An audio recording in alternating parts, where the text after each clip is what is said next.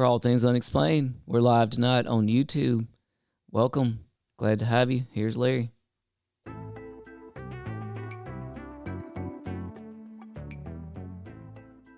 All Things Unexplained. Hosted by Dr. Mounce. Let's face it, we were always ready to roll without him anyway. CJ Derringer. Ain't nobody perfect, right? And Smitty Neebs. I've never planned out hardly anything my whole life. I just freeball. Featuring Cajun Man. I'm just old nobody, somebody looking for somebody. Hello, all you unexplained ones out there. If you are watching us live, you just got to see the joy that is Smitty re-rolling his towel to put it behind his head. As his name is called. In the recliner, taking things seriously. Yeah. But far more importantly, we have special guest, military consultant, Mr. J, with us tonight. I actually am not sure that I was supposed to reveal who you are, but there it is, live for the world. Live for the world.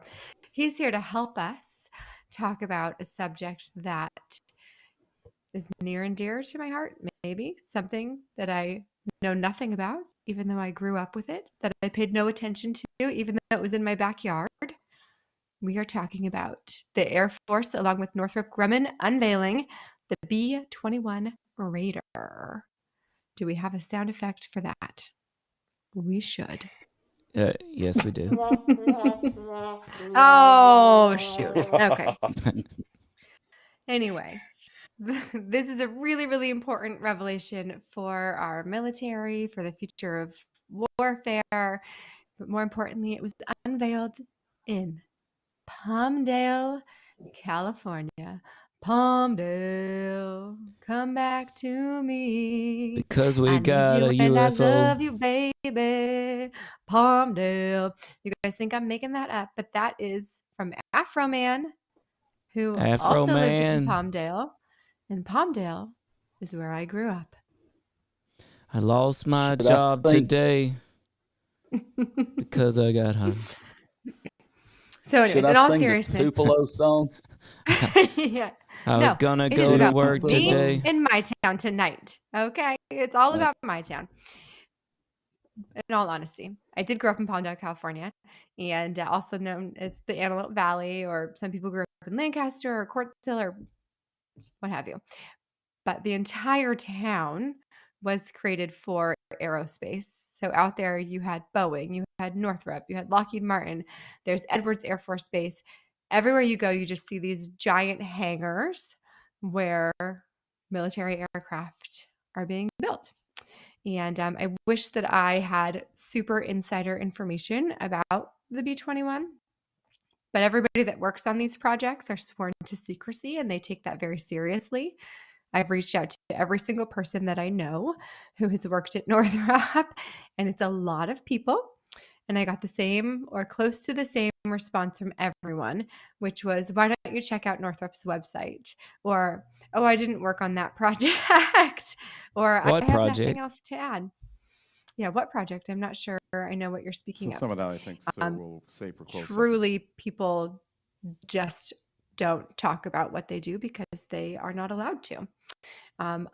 Additionally, everything is very compartmentalized when these types of crafts are built. Certain people are hired to order the parts. Certain people are hired to work on the tech. Certain people are hired to work on the painting of the aircraft. They all have very different parts and don't totally know what it is they are creating. So since I have nothing else to add, I'm going to moderate this tonight. So let's get just some initial thoughts on what you guys thought when you first saw this image of the B-21 Raider. Tim, I'll go to you. Well, that's a good question. Just to clarify, we're talking about Northrop Grumman producing this new craft for the Air Force, right? And I've got another image of it here. And we actually still I mean, I don't... did say exactly that, but go ahead and pretend. Right, and look at there. We have another image here. We actually don't know exactly what this thing's going to look like, but it kind of has a, bat plane / UFO look to it. Perhaps And, my initial thought was they had this unveiling, and I wish I knew who all was there, who all was at that unveiling. Well, they showed a video clip. It was a bunch of middle-aged white men. You didn't see it. What? Really? It's like they panned all of the people that were there that stood up and clapped afterwards. It was like all middle-aged white men, every single one of them. Like, oh, I know there were some women that worked on that. They weren't invited. The other thing I They thought were the That ones just happened to directing be the what I men. saw in the video. Yeah, they really are. I mean, there are some really high-level, powerful women working for Northrop Grumman. I know that for a fact. Well, the other thing I thought, CJ, this is actually the second time in less than a month that the Air Force and something secretive has been in the news. And so I couldn't help but remember, and I would be remiss if I didn't bring up headline November 20th, 2022. So less than a month ago, the loss, a job between the Las Vegas FBI and the Air Force OSI, the Office of Special Investigations, raided all the properties of the operator of the Dreamland Resort website, mind you. What? How did you not tell me that? I'm the one that told you about the Dreamland Resort website. Well, there you go. So yeah, less than a month ago, in a coordination between the FBI and the Air Force OSI, Office of Special Investigations, the operator, he's been operating this website since I think 1999. He just, he posts public access satellite photos and drone images and things like that about Area 51. It's called the Dreamland Resort website. They raided all of his properties, confiscated everything he's got. He said at least 20 of them, busted in, full-blown battalion gear, basically knocking his doors down, seizing his laptops. All they would tell him is it has to do with the website. Made his girlfriend go outside in her underwear, made him go outside in the cold in just sweatpants and a t-shirt, he said. And he said this was their message to silence folks, and now here we have the Air Force. Oh, shiny new toy, but we're not really going to show you what it's about, what it looks like, anything. I thought they did show us what it looked like. They brought the whole plane out. No, I think they only showed the people in attendance what it could look like, but that they actually had a cell phone ban, for example. If it was news media with cameras, for example, they weren't allowed to use the cameras. So I think, yes, people saw something, but I do From my not understanding, think it was just a prototype. It was one of the last prototypes of the official plane. Oh, okay. Yes. I was confused by that then. Yes, supposedly a prototype, and there's been a lot of chatter about that too, right? Like, are we really to believe that this is a prototype, that this vehicle had no test flights, nothing? No. No. I don't think we are to believe that. Yeah, I guess I was confused about that. I thought that we were looking at the actual plane. Because it was my understanding that there were 100 built already. There was 100 ordered, but it wasn't. Oh, okay. Yeah. The official prototype and all the technology hasn't actually been 100% assembled, or I'm sure that they've got it actually active, but some of the technology that's in these planes, we'll probably never know exactly. Like, for instance, you know how they show you like it's a black colored of the plane that you have up front right now in the picture. Well, the actual plane itself, from what I hear, is going to be a ghost colored gray, and that's because it less interference with the radar. It blends in with the sky and from the satellites down. It's all out camouflage, I guess you could say. And there's a few other things that even as far as the it's a smaller intake with the of the engines. I mean, there's a lot of stuff that is going on that you're. Of the features of this particular plane is that it's going to have the capabilities to be manned or unmanned, which to me seems like, okay, to have this type of bomber that's capable of dropping nuclear bombs that's unmanned, what exactly does that mean in terms of its capabilities? Like, what are your initial thoughts when you hear we've got this unmanned plane? Well, I think it matches up with what we've been hearing all along, with these drone reports. They say that our drone technology is beyond belief, right? And of course, we have what I consider disinformation coming out now about the Navy's UFO sightings, saying that it's mostly space junk, Chinese drones, etc. Well, correct me if I'm wrong, Mr. J, but and by the way, this aircraft, the B-21 Raider, is supposed to be smaller than its predecessors. Yeah. Correct me if I'm wrong, Mr. J, but an unmanned craft like this, is that not a drone? Is that not the definition of a drone? Well, yes, you're very much right about that. But and we talked about this a little bit earlier. I believe some of the reason why they have it as an undrone or as an unmanned vehicle is that way they can fly faster and stealthier, because you can only go so fast with a man inside of a plane before right. The eye before they black out, blowing the And puts too many secondly, G's on them. Yeah, and secondly is if you're going to go and do a I don't know, say if you go over China or something like that, I don't want one of my pilots going over a hostile area like that to shoot a couple of missiles, knowing that he's going to get shot down. So then right. There's that. I do think though that these planes can fire their missiles from 1,000 miles away. So you don't really have to put anybody in those territories when they're firing from that far. But I do think my initial thought is that the unmanned part is so that they can go faster and turn faster and do things that you couldn't do with a human being in there. Yeah.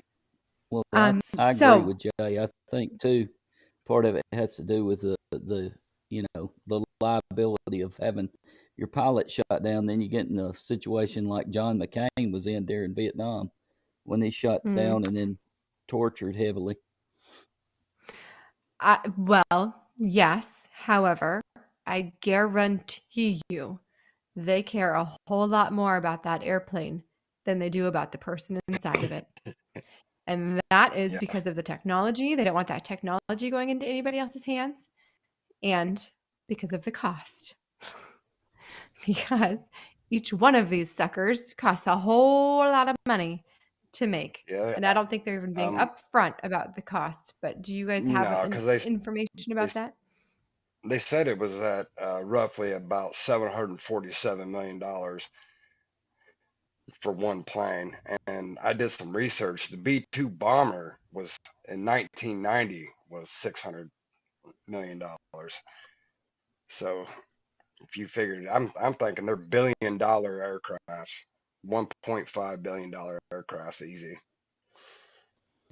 But we're also talking about a top secret budget here.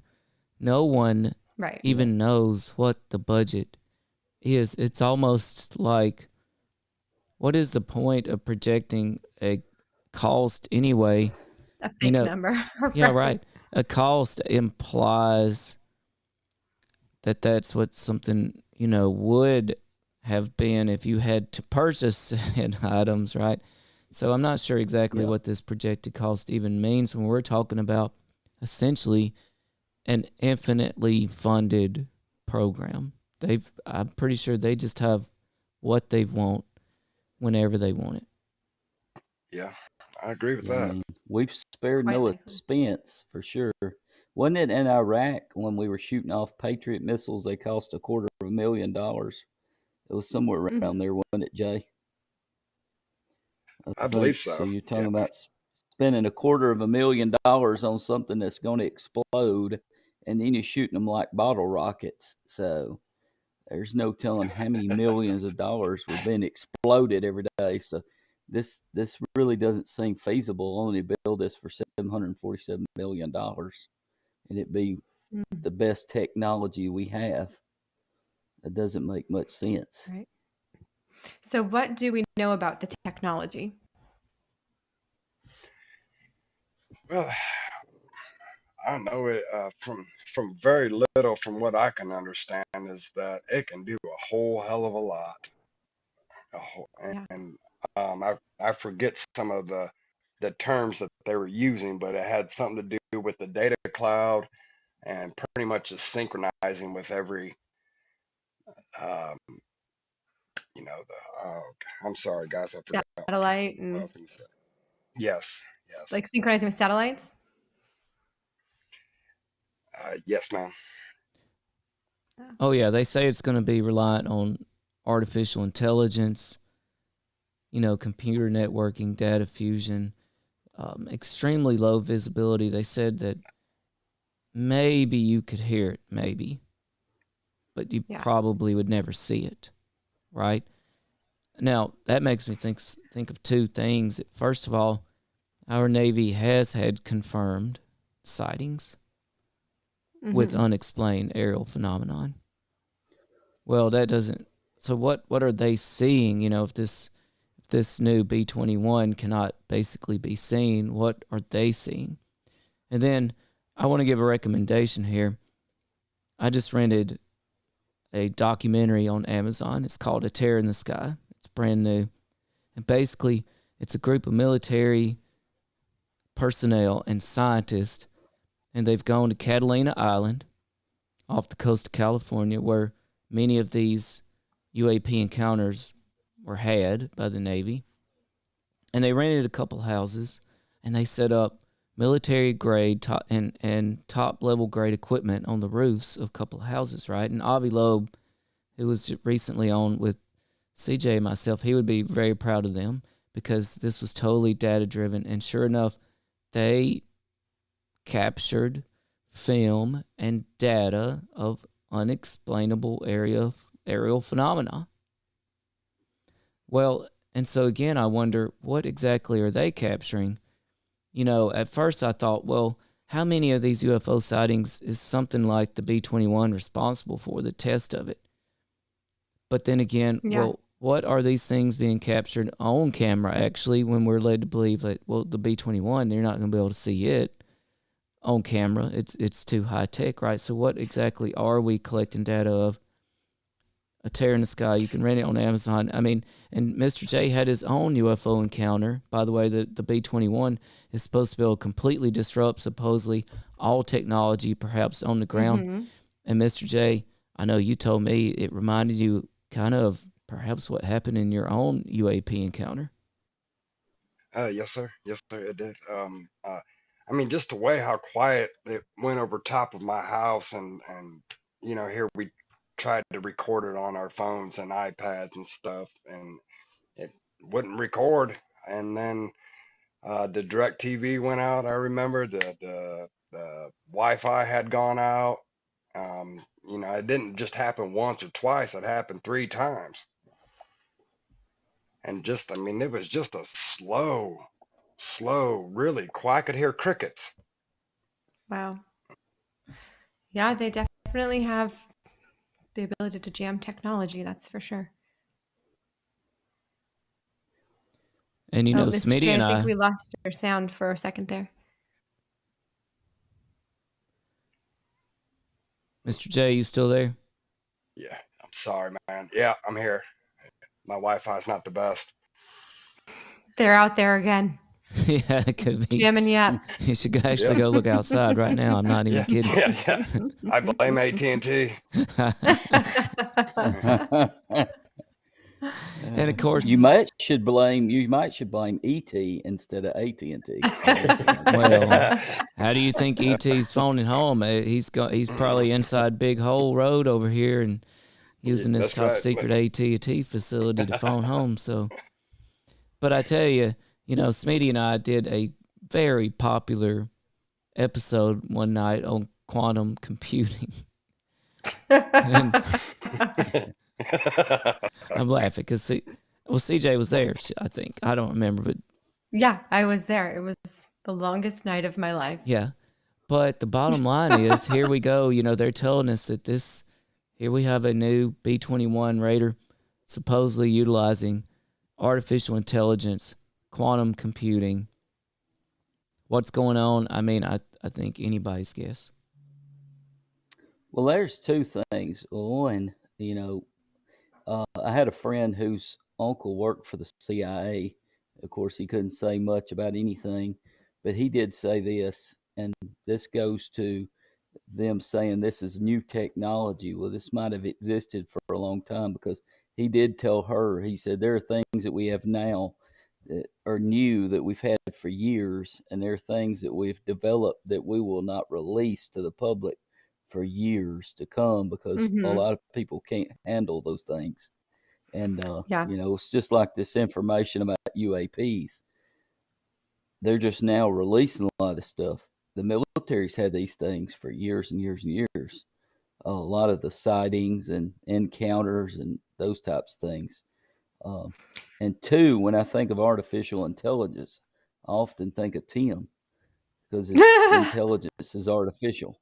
But I take that as a compliment. But I'm being honest. It does make me think of it. Yeah, it makes me think of a few things back to the quantum computing real quick, and I'll move on from that. They said that the artificial intelligence, the quantum computers, were basically simulating doomsday scenarios, right? And what would happen and what could be done about them. It also makes me think of this movie, I think it was in the 80s, where a boy discovers, he somehow hacks into what he thinks is a computer game. Do y'all remember that? And next thing you know, he's accidentally launching nuclear missiles. Oh gosh. And you're talking about the compartmentalization of these things. And I go back to World War II. My wife's grandmother worked at Oak Ridge, Tennessee, where they made part of the atomic bomb, and had no idea what they were making there. She knew it was important and it was top secret, but she was just way down on the lower rung of the ladder, and she only found out what they were making when they announced that they dropped the bomb and it was made at Oak Ridge, Tennessee, on the radio. So there are a lot of people involved. They may not have a clue what they're doing. So we have a great certificate comment upstairs. In this particular case, I do think that most people involved know that they're building bombers, but they dehumanize it so much by making it so compartmentalized that people aren't really thinking about that. Plus, just generally speaking, where I grew up was everybody was pretty like-minded in terms of politics, and saw what they were doing as defense rather than warmongering. Everybody really saw it as just a way to protect ourselves from other countries. And what you said, Smitty, actually, Kathy Warden of Northrop Grumman had said, and there's a quote here, "In many ways, we are taking tech from the future and bringing it to the here and now in this aircraft." So obviously they're not reaching into the future and grabbing things. What she is saying is we have a ton of technology that we plan to release to the public 10, 15, 20 years from now that we are using in this particular plane. Yes, and I want to touch real quick again on something Smitty said also. Thank you for bringing that point up, CJ. But this was in the news today about how a former educator warned that teaching as we know it could be facing a dramatic crisis, that teaching as we know it basically could be over. Smitty, you should take this to heart. We might have to change the way we're teaching, because there is a new artificial intelligence program out there right now that will write papers for students, that will, compose all kinds of things for students and basically do their work for them in ways that are completely undiscoverable by the teacher. And the story said, teachers are literally going to have to change the way they teach, the way they give assignments, the way they assess their students, because this new artificial intelligence can basically just do it all for them, all the way down to kindergartners, and that teachers literally have no way of distinguishing what the computer has done from what a student would legitimately do. Now, this Kathy Warden of Northrop Grumman, talking about the future, is here now with this aircraft. I couldn't help but think about Bob Lazar. And Bob Lazar, he talked about, if you believe Bob Lazar, and nobody has discovered any reason not to, he said that the craft he was assigned to reverse engineer, that these craft were so far advanced that he likened it to, he was afraid because he likened it to, if one of these craft, if we sent a nuclear bomb back in time to a caveman, the best a caveman could hope to do was kill themselves, because they might bang on it, until it went off, or they cracked it open. They all died of radiation poisoning, but they were never going to make their own nuclear bomb, right? And so he was literally afraid that what he was facing at Area 51, or one of those sites, he was afraid of how advanced the technology was. So I couldn't help but think when, another thing too, I'm listening to this book the day after Roswell, and in it, he talks about how if you read these headlines in the news between these organizations like Northrop Grumman and the military branches, you can read between the lines and see the wink, wink behind the scenes things they're saying. Okay, and I thought as soon as I read that, this is some sort of between the lines, wink, wink, look at what we've got here, And I'm just going to say it, we need to be upfront here. This is All Things Unexplained. If you believe there was more to Roswell in 1947 than just weather balloons, then yeah, you have a lot of questions about this new B-21 Raider. And when they say things like, this is taking tech from the future, right?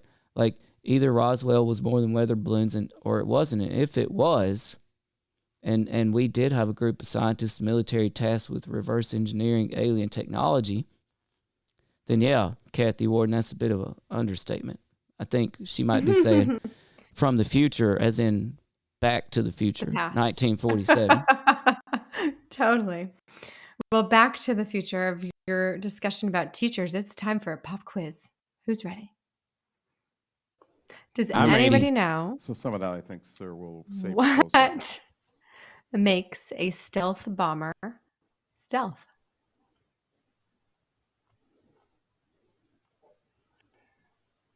Any takers on that one? Yeah, I know the answer. Hold on. Oh, don't be Googling it. Just looking it up. It has to do with the radar deflection, and also the way that the outer coating of the plane actually absorbs the radar as well. Yeah, it's paint and coating. Yep. That absorbs and deflects radar. I think that's insane. Smitty's over there like. So while I was doing research on this, I found a whole bunch of articles about how people are using this paint on their cars to deflect radar from police officers so they can't be clocked. Night Rider? No, I doubt it's true. I doubt any plain folk have I was access to this trying type of not to radio. interrupt Mr. J. That's what I was doing. But anyhow, you think about I just in human, in just technology that we know of, we've gone a crazy way from 1969 to when we put a man on the moon with computers that were not as sophisticated as the iPhones we carry around to doing all the things that we do. Have you seen Sophia, the AI? She is really kind of No. creepy. You should YouTube that sometimes. Does anybody Well, else know what I'm talking to about? to kind of touch on the past a little bit, we had the half blue stealth technology back in the 50s and 60s, and we just found out about the stealth bombers, and they told us about that in what 1995, I believe. That So would be about we're right. Yeah. always we're I mean, yeah, they're releasing this B-21 now, but we're always 10 and 20 years more advanced than anybody else. So just imagine what we really, really have got. Mm-hmm. I mean, this is just a show playing compared to what the real technology is. I think you're right there. Yes. I think that is accurate. Okay, so now in terms of what Northrop Grumman and Air Force have released to us, this B-21 becomes a key part of our U.S. nuclear, gosh, we've heard that word a lot, triad, land, air, and sea launches. And boy, am I sick of the word nuclear. Anybody else? Yeah, I Yes. tell you. And the thing is, Smitty and I, CJ, I think you were sick this night. We did a show and it came up this notion about the term SAD, simultaneous atomic destruction. Of course, that was a big deal, at least during the Cold War. And, that's what, when I read about that, that's what it makes me think of. Like, wow, we're talking about dealing from the land, the air, and sea launches. It also made me think about how all of a sudden the Pentagon's UAP, UFO task force, is now openly interested in trans-medium entities that are going from space to air to land to water, right? That seems like a big coincidence to me, the fact that we, are now openly studying unknown craft that have this ability, and here we are unveiling supposedly our newest tech capable of delivering simultaneous atomic destruction. And is it capable of doing it? And of course, they tell you, well, this is in conjunction with our submarines, with our aircraft carriers. Yeah. For all we know, with not Space Wars, but with Space Force. I think Space Well, it Wars is in is conjunction. defunct They now. they rely on all of those different entities to tell them where their target is. Because if you think about it, if they're shooting a missile from 1,000 miles away, they can't see that target. Even if they're close, the Earth still curves. They need to have satellites. They need to have, reconnaissance planes essentially out there, spy planes, telling them exactly where to hit. And so it does require submarines, it does require satellites, it does require other airplanes to make it all happen. Well, again, it's like General Corso, who wrote Day After Roswell, and by the way, never retracted any of that information in that book, even onto his deathbed. He still never retracted anything he said. And this notion of read between the lines of what you see in the news.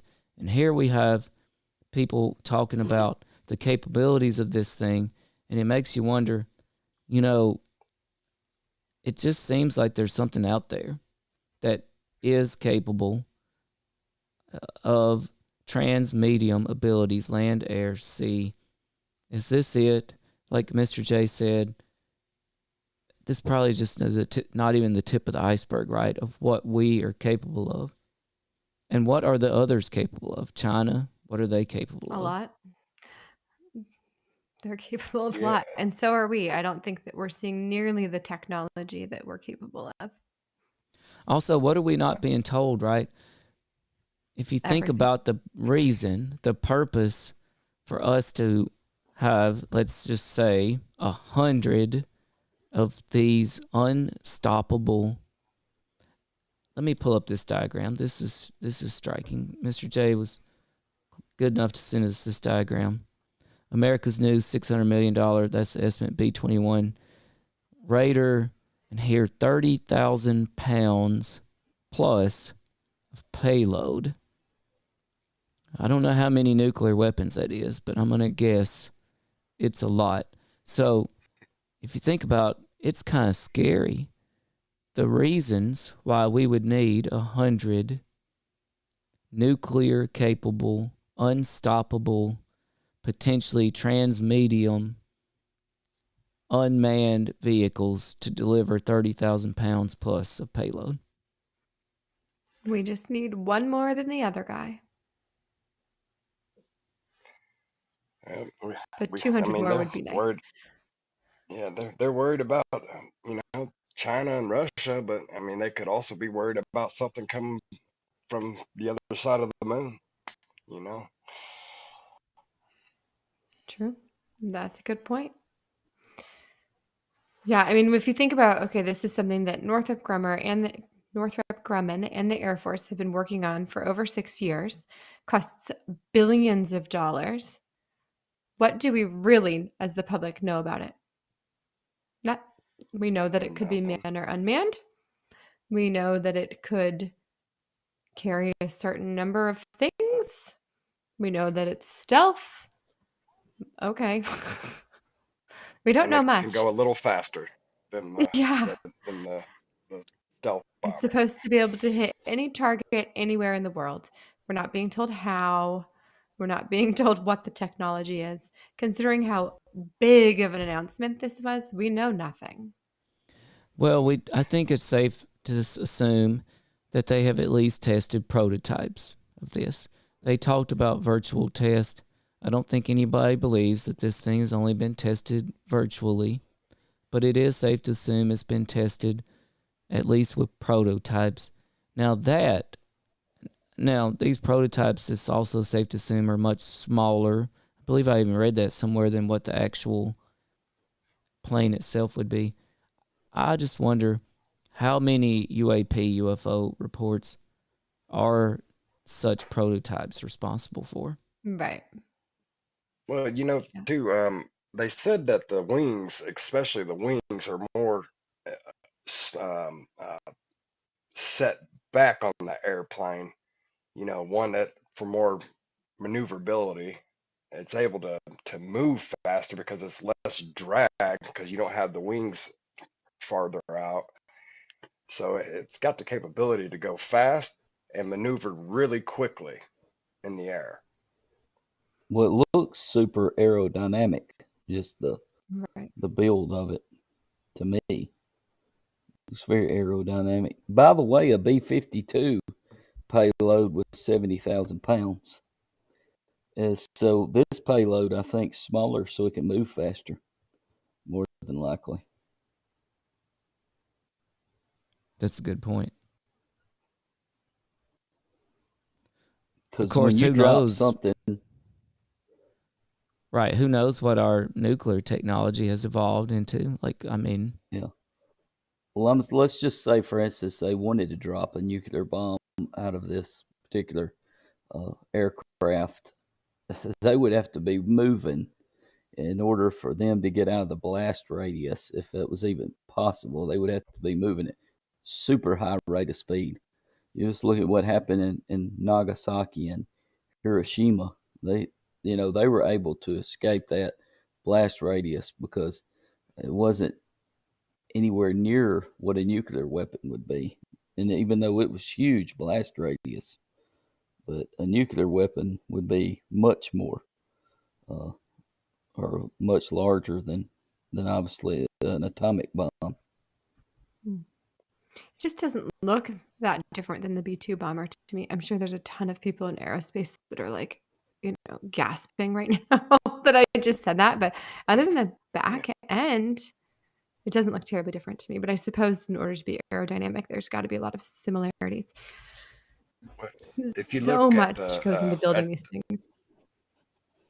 if you look at this diagram that Tim's got up right now, on that last prototype that you've seen, the tip of the airplane is actually looks more like a beak than it does a diamond shape. And I forgot what they. Okay. And then right there in front of the airplane where you see the two intake for the air intake for the engines, those are much smaller.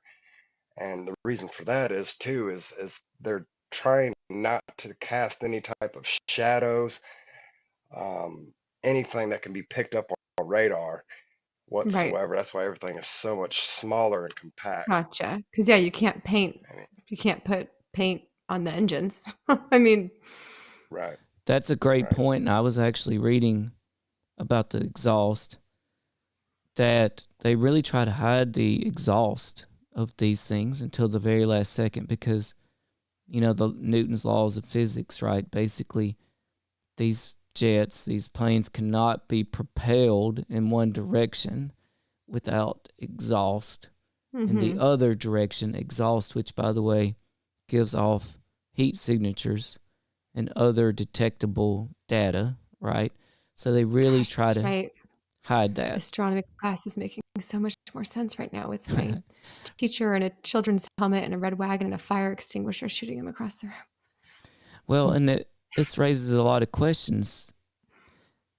Namely, we wonder how many are the, UFO, UAP sightings are these responsible for?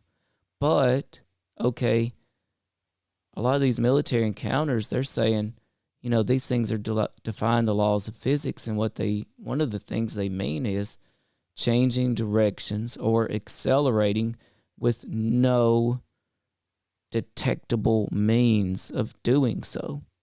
No detectable exhaust, no heat signatures. How is this possible? Technology of the future's past. Yeah, I think it has a lot to do with the way that the wings are themselves. I think the exhaust is spit into a lot of the wings to cool down, and then it slowly is let out the back of some way. I don't know. Well, one very interesting thing on that documentary, A Tear in the Sky, from Amazon, they had multiple cameras set up, and one of these unidentified aerial phenomenon that they were capturing on multiple instruments, there was one camera that picked it up, in a different type of camera, and I wish I could remember the difference between the two, sitting right next to it, looking right at it, for whatever reason, completely undetected on that camera. You could see Infrared. Yeah, I'm not sure. I would have to rewatch it, but they had two different cameras. On one, boom, there it is on the camera. On the next one, it was not there. No data whatsoever of its existence was coming up on the other camera. I wonder what the altitude this plane can achieve would be. I'm sure they won't release that. Is there anything about that, Jay, in the research you did? How high can this plane actually fly? I'm sure that if it's got a lot of the same technology that the B-2 does, they can kiss the atmosphere pretty high up.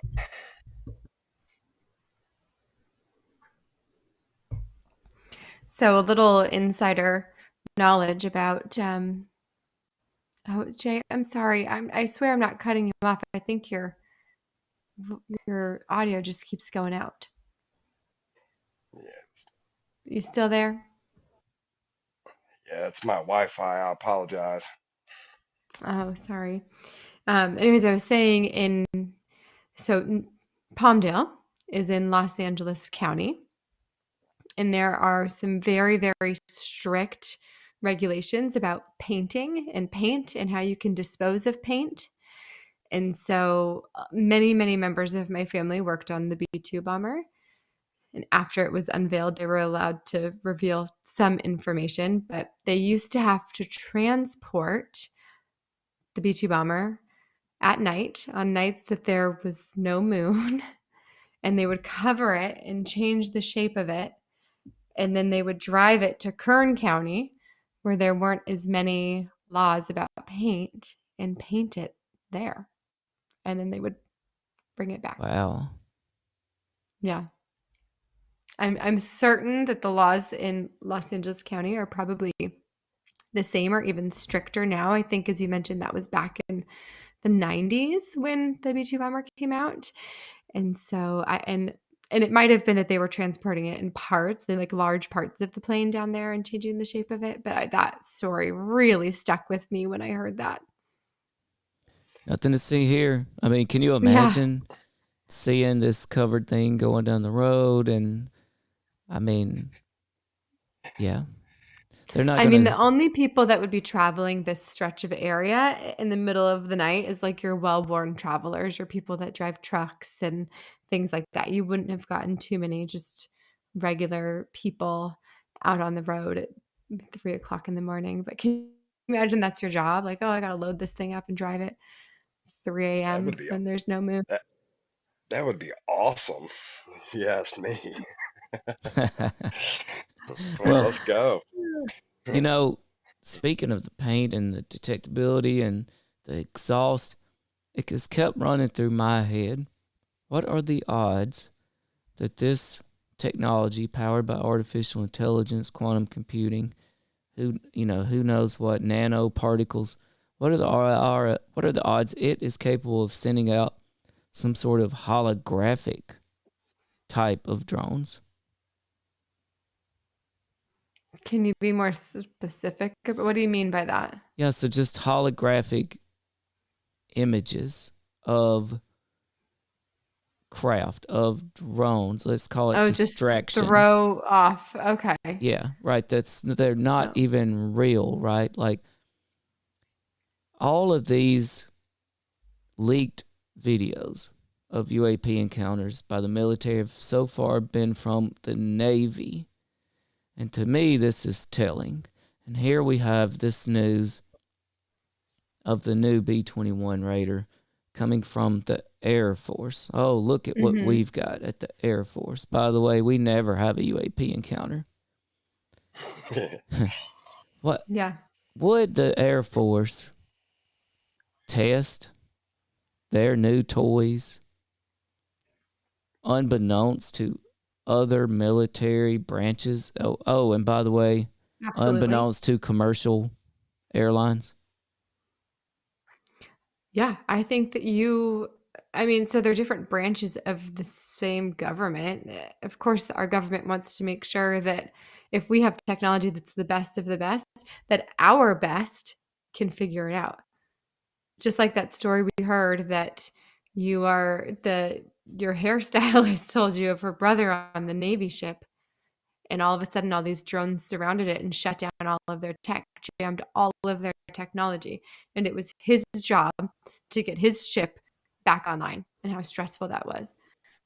We got to make sure that our people are top notch, that they're on top of their game too. Yep. That's right. And by the way, that secret military personnel said that there have even been casualties, fatalities from encounters with these UAPs. We have a listener said, so wanted me to clarify, so basically a holographic craft to throw people off. Yes, that's exactly what I'm wondering.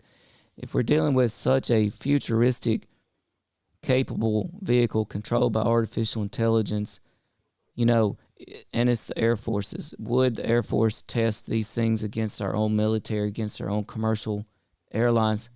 Well, I just can't help but wonder if it is capable of projecting false holographic images or data.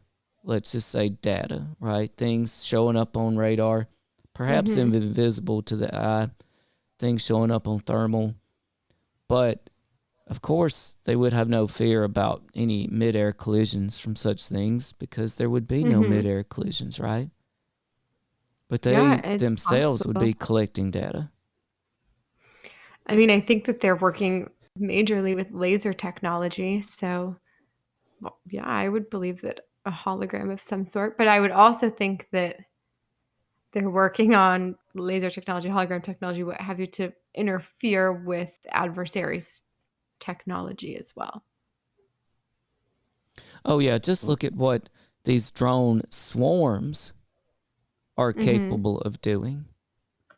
Just incredible things, you know, and it has been reported on Coast to Coast AM and other websites, just, you know, that these drone swarms are capable of much more than we can fathom, and that we have drones as small as insects that can infiltrate other countries, the opposition, and, you know, basically take folks out if need be.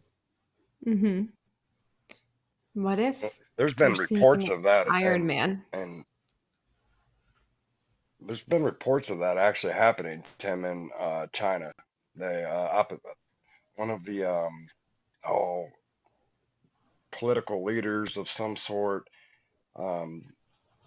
somebody had taken a swarm of drones and assassinated him in his apartment. Yeah, I think we talked about that a couple of times. And now we all know what murder hornets are. Yeah. But who better to test these things? Who better to test these things against than other branches of the military who are highly adept at spotting those types of things? That's why I think these cameras that have been on these fighter pilots, when they see a UAP, then it lends a humongous amount of credit to that actual film, because those guys have been to spot enemy aircraft, and they pretty much have studied every known available aircraft, and when they don't recognize it, that lends a lot of credence to the UAP being something that we really can't fathom. This was something that Avi Loeb said, and I was a little shocked actually at his response when he was on with us. Tim asked him, "Do you think, excuse me, that what these pilots are seeing are UAP of extraterrestrial origin? What do you think these UAP are?" And he said, "No, I don't. I think that when they're saying that they defy the laws of physics, that what they actually are saying is that they defy the laws of physics as we understand them, but that somebody else has found a way to work within the laws of physics to make these things work in ways that we've never seen before." And I really expected him to say, yes, I do think that they could potentially be of extraterrestrial origin, but he was adamant that he did not think so, that he thought it was some sort of human-created technology that we were seeing. And we do know that he works closely with the Department of Defense, so I think he was giving us a read between the lines, build up for this show. Right, exactly. And, you know, I think it bears pondering, what exactly does human-made technology mean?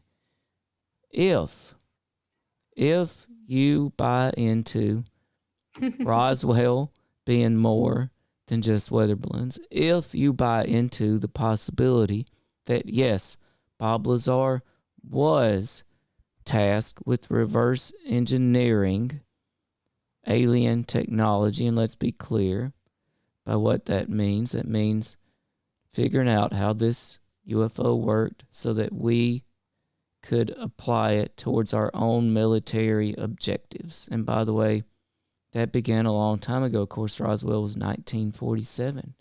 If we've had alien technology in our hands since 1947, if you believe we went to the moon in the 60s, just like Smitty said, and now I can hold this iPhone up, it's more powerful than any space shuttle that supposedly went to the moon. Does man-made technology include technology derived from captured extraterrestrial crafts.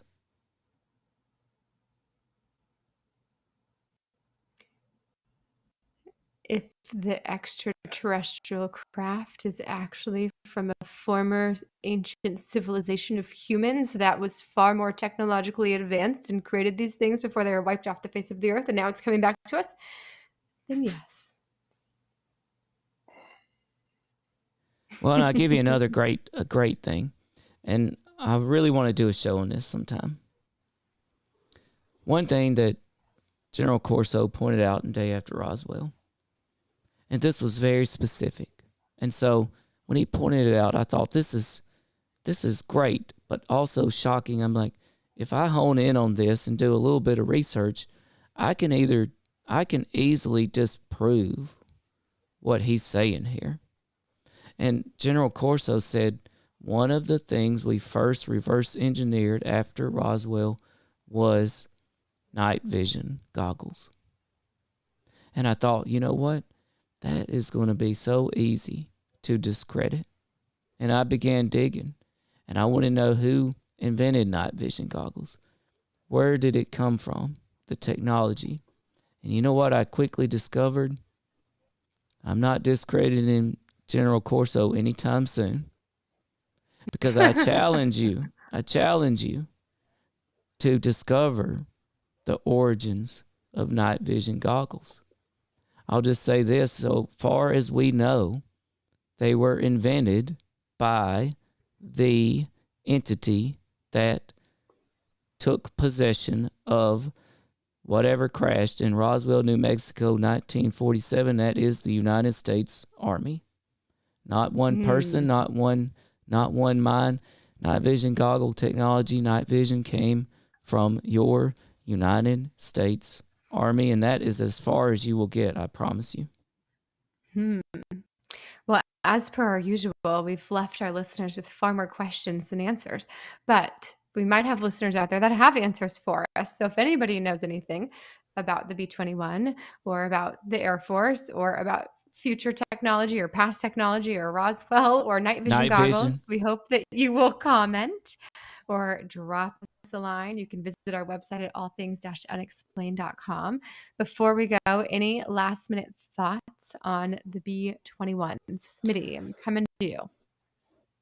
I just think, like I said, that it's been around longer than they let on, because I think that the government does that on a frequent basis. They release things and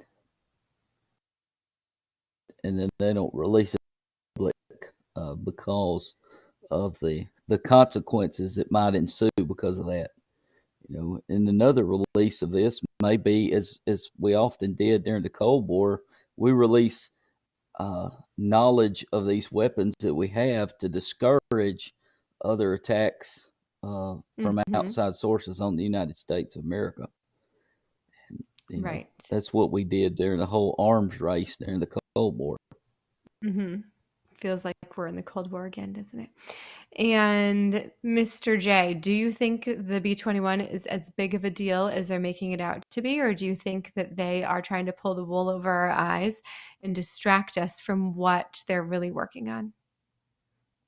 I'd say yes to both. And I think it's potentially, I think they released a lot of it is because the tensions with China. I don't think it's completely done yet, and I think it has very, very much more superior power and overwhelming power and technology than what we'll probably ever know. Yes. Agreed. And Tim, lastly to you, do you think you'll ever finish the book Day After Roswell? I'm going to be sad when I do finish it. It is a lengthy book. I'm really soaking it in page by page. I mean, I'm serious. I'm really processing everything I'm reading here, and not a single thing he's said have I been able to come close to discrediting. I want to say how ironic it is that we have the Pentagon telling us about transparency. We have NASA researching UFOs and UAPs and telling us about transparency. We have the Air Force now raiding civilians' homes for operating websites about Area 51. Oh, but there's nothing to see. Nothing to see. We have FBI raids of Bob Lazar's homes. Oh, but nothing he says is true, right? Oh, but they're raiding his home, confiscating everything he's got. And his business. And his businesses. That's right. In Tim's defense, this is the first book he's ever read that didn't have pictures in it. So just, so yeah. If it takes him a while, just bear with him. He'll get through it. But here's what I'm going to say. Avi Loeb told us, hey, the head of NASA said he saw classified data and made the hair on the back of his neck stood up. Now, Avi made a little joke about that, but what he said was very profound. He said, you know what, and I think we should all take this away. We don't need the classified data, and here's why. The skies are not classified. Although you would think from the raid of Bob Lazar's properties and the operator of DreamlandResort.com properties, maybe the sky is classified, or they would like it to be. But guess what? The sky is actually not classified, folks, and we can look up and we can collect data. That's why I appreciated this documentary, A Tear in the Sky, on Amazon, because they went out there and they collected data. No matter, you might interpret it in different ways, but what they collected is indisputable, okay? There's things out there we don't know. Maybe it's the B-21 Raider. Maybe it's from another galaxy. Maybe it's from the moon. Who knows? But the sky is not classified, folks. Keep looking up. We can all join in the scientific project that is collecting data on the things we see in the sky. And you know what? We can get to the bottom of this. Especially with everybody's help. So to those that have more information, that are tuning in, send it our way. Drop us an email, find us on social media. We would love to hear other people's thoughts. We thank you, Mr. J, for joining us this evening, for your insight. And I'm going to throw it to Smitty to sign us off. Well, Thank we're you glad all you for joined having me. us. Be happy, be strange, and listen to All Things Unexplained. We'll be back again. Thank you. Thanks to our listeners tonight. We appreciate y'all. Thanks for all the comments. Please subscribe to our YouTube channel. We would greatly appreciate that. If you're interested in supporting this show, at Bigfoot UFO on Venmo. CJ, good night. Good night. Smitty, good night. Good night. Let me do this one more time since Mounce had the last word. Be happy, Come on. be strange, and listen to All Things Unexplained. All right. Have a good night. See y'all.